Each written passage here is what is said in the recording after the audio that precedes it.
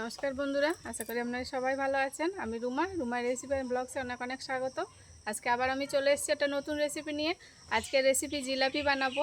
আর জিলাপি তো আমাদের রথের মেলায় কিনে খেতে ইচ্ছা করে, তাই এমনভাবে বানাবো আজকে আপনারা দেখবেন, যাতে রথের মেলা আর কিনে না খেতে হয়। তাহলে চলুন আমার সাথে, ভিডিওটা শেষ পর্যন্ত থাকবেন।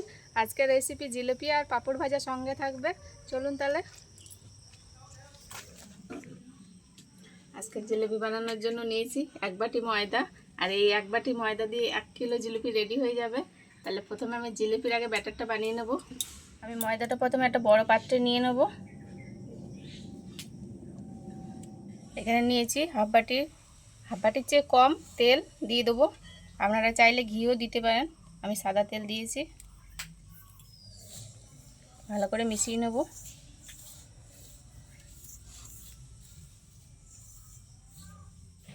আর কিছু দেবো না। এবার অল্প অল্প করে জল দিয়ে আমি একটা ব্যাটার বানাবো। জলটা প্রথমে বেশি দেওয়া যাবে না।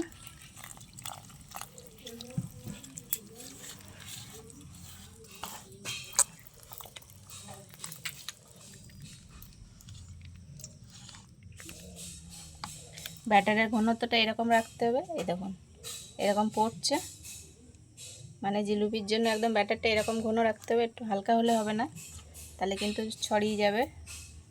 এবার এটা একটু ভালো করে ফ্যাটিয়ে নেবো আমি।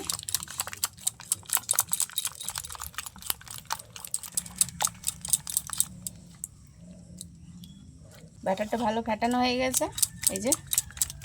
এবার এটাকে আমি সাইডে রেখে দেবো।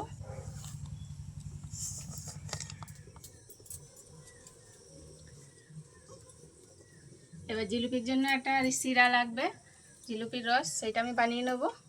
নিচে 1 বাটি চিনি দিয়ে দেবো কড়ায়।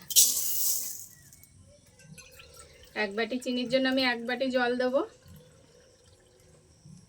এই যে চিনিটা গলে গেলে কিন্তু আরও রসটা বেড়ে যাবে, তাই বেশি জল দেবো না। এবার ভালো করে নেড়ে চেড়ে চিনিটা গলিয়ে নেব।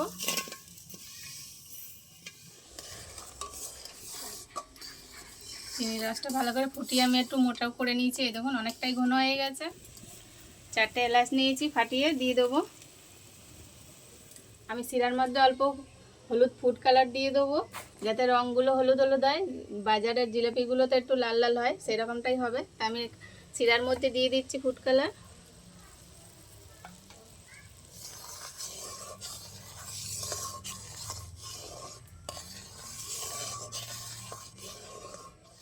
শিরাটা যার সময় রেডি হচ্ছে, আমি এদিকে একটু কাজ সেরে নেবো। তা আমি একটা জিলিপি বানাবো। এরকম একটা কৌটো নিয়ে নিয়েছি। আমরা তো আর অত দক্ষ নই যে দোকানেদের মতন কিছু দিয়ে বানাবো, তাই আমি একটা বোতল নিয়ে নিয়েছি। আর বোতলের এই ঢাকনিটা আমি একটা পেরেক দিয়ে ফুটো করে নেব। এরকম একটা ছোট পেরেক নিয়েছি। পেরেকটা আমি গরম করে নেব। সাঁড়াশি দিয়ে ধরে আগে গরম করে নেব উনুনে।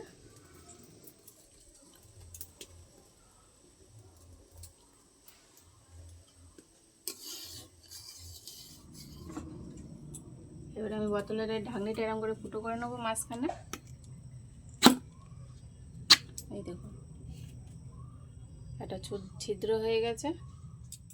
শিরাটা যাতে বসে না যায়, তার জন্য আমি লেবুর রস করে নিয়েছি, দিয়ে দেবো। আর আজকে শিরাটা 1 তার বা 2 তার বলে কোনো ঘন করতে হবে না, একটু মোটা ঘন করে নিলেই হবে। এই দেখুন আমি এরকম ঘন করে নিয়েছি। এবার নামিয়ে নেব।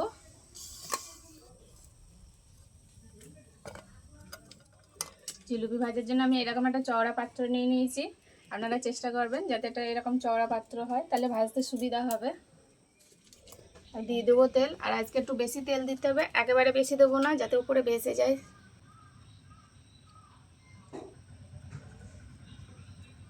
এরকম তেল দিয়ে দেবো। আর জিলিপি ব্যাটারের জন্য আমি নিয়ে নিয়েছি ইনো। আজকে ইনো দিয়েই বানাবো, তাই ইনোটা এবার দিয়ে দেবো আমি।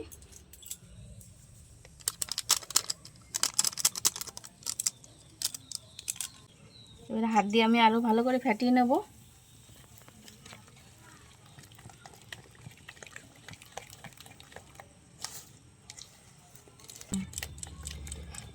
আপনারা চাইলে বেকিং সোডা দিয়ে করতে পারেন, তাই ইনোটা দিয়ে করলে ভালো হবে। ইনোটা তো আমাদের খেতে সুবিধা হয়, যেটাতে বদহজমের কোনো সমস্যা হবে না।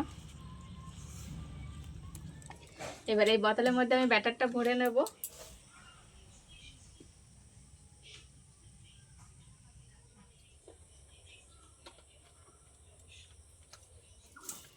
তেলটা ভালো গরম হয়ে গেছে, আর জিলিপি ভাজার জন্য তেলটা একটু বেশি গরম করে নিতে হবে। এবার আমি দিয়ে দেবো। প্রথমবার একটু খারাপ হবে, কারণ আমরা তো দোকানেদের মতন অত দক্ষ নই। দিতে দিতে আবার ঠিক হয়ে যাবে।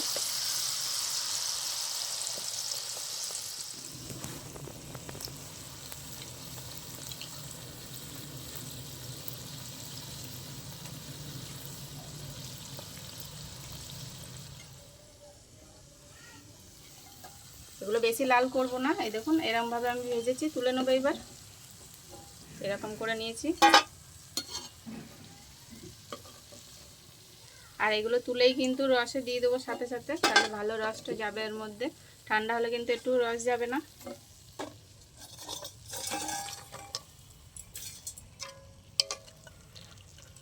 এটা তত সময় রসের মধ্যে থাকবে, তত সময় আমি আরেকবার ভেজে তুলে নিচ্ছি।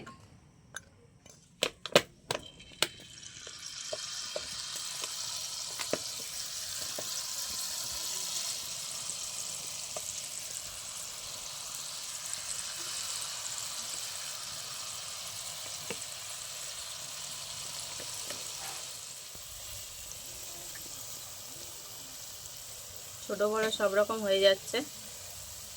দোকানের দীর্ঘদিন করতে করতে ওদের একটা অভিজ্ঞতা হয়ে গেছে, হাত এসে গেছে। আমরা তো প্রত্যেক দিন করি না, মাঝে মাঝে করি যখন ইচ্ছে হয় খেতে।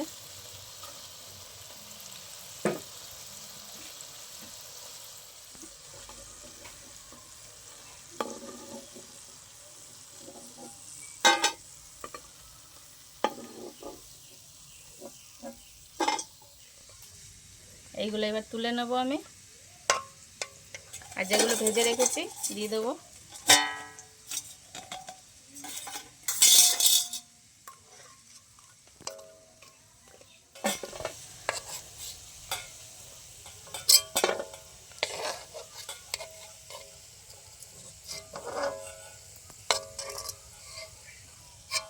কত সুন্দর কালার এসছে, একদম দোকানের মতন। এই দেখুন, আর কতটা মচমচে আছে রস যাওয়ার পরেও। এই দেখ, আর রস গেছে কত সুন্দর। এই দেখুন,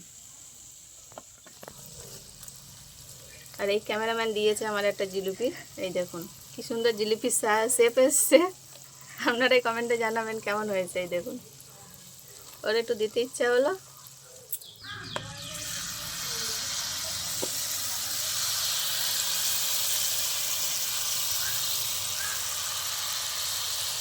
একটু উল্টো পাল্টা হয়ে যাচ্ছে প্রথমে।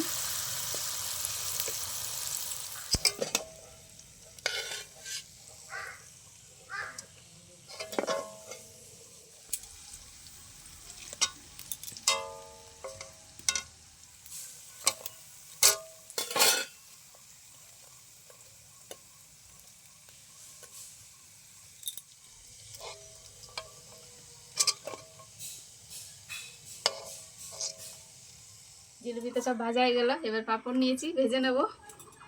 একই তেলে আমার ভাজা হয়ে যাবে। এরকম করে একটু টেনে বড় করে দিলে, টেনে টেনে দিলে পাঁপড় ভাজাগুলো ভালো বড় বড় হয়ে যাবে। এই যে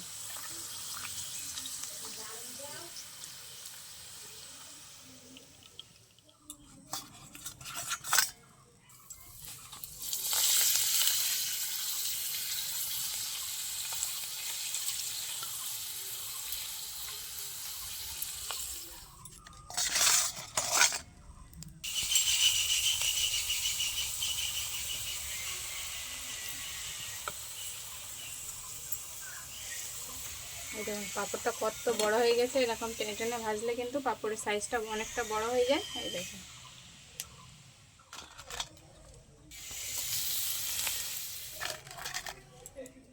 এই দেখুন আমার পাঁপড় আর জিলিপি সব রেডি হয়ে গেছে। পাঁপড়ও ভেজে নিয়েছি। এই যে, তার মানে রথে আর বাজারে গিয়ে কিনে খেতে হবে না, বাড়িতে খেয়ে গিয়ে শুধু রথ দেখে আসলেই হয়ে যাবে। এই দেখুন, আর জিলিপিগুলো তো দেখিয়েছি আপনাদের কতটা রস গেছে আর কতটা ক্রাঞ্চি রয়েছে। এই দেখুন রস যাওয়ার পরেও এই দেখ, একদম আওয়াজ শুনে বুঝতে পারছেন আর কতটা রস গেছে। দেখুন আপনারা, এই দেখুন, এই তো জিলিপির মধ্যে ভালো একদম রস ঢুকে গেছে। আর এটা আজকে সারাদিন, মোট কথা একদিন পুরো এটা এরকম রস থাকবে। এই দেখুন, মানে মুচমুচে থাকবে। কতটা রস গেছে এর মধ্যে আর কতটা ক্রাঞ্চি, আপনারা আওয়াজ শুনেই তো বুঝতে পারছেন। এই দেখুন বন্ধুরা আপনারাও এরকম বাড়িতে সহজেই বানিয়ে নিতে পারবেন। এরকম রেসিপি দেখলে বা আমার পেজটা অবশ্যই লাইক করে ফলো করে রাখবেন। দেখা হচ্ছে আবার কোনো নতুন পর্বে। তত সময় ভালো থাকবেন, সুস্থ থাকবেন। টাটা।